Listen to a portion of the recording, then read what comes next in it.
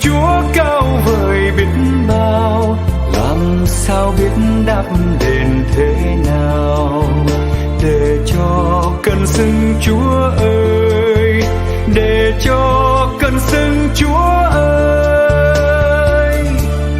Ôi tình yêu thương Chúa cao vời, tình yêu thương Chúa muôn đời, người yêu con từ ngàn xưa. Từ khi chưa có đồi non, từ khi chưa có trời cao, chưa có vầng trăng với ngàn sao, gọi con giữa muôn muôn người, tìm con giữa nơi buồn nhớ. Tình yêu Chúa cao vời biết bao, làm sao biết đáp đền thế nào, để cho cơn sưng Chúa ơi, để cho cơn sưng Chúa ơi.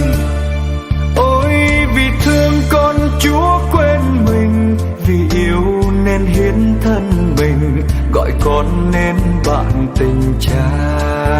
Dù bao sóng gió hiểm nguy, dìu con đi giữa trần gian, ơn Chúa ngày đêm ấp ủ con. Vì con Chúa quên thân mình, đời con dám mơ gì hơn.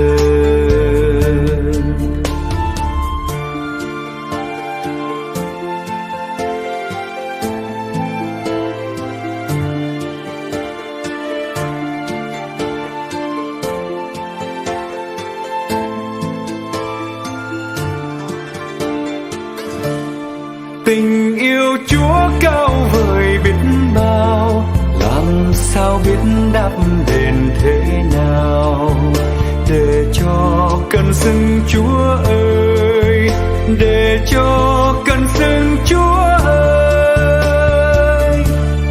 Con thành tâm dâng hiến trọn đời, thành tâm dâng hiến xác hồn, để nên tông đồ của Cha và nên nhân chứng của Cha, truyền giao chân lý của Cha, gieo rắc lời Cha khắp gần xa. Rồi con sẽ đi khắp miền, làm nhân chứng cho tình yêu. Rồi con sẽ đi khắp miền, làm nhân chứng cho tình yêu. Rồi con sẽ đi khắp miền, làm nhân chứng cho tình yêu.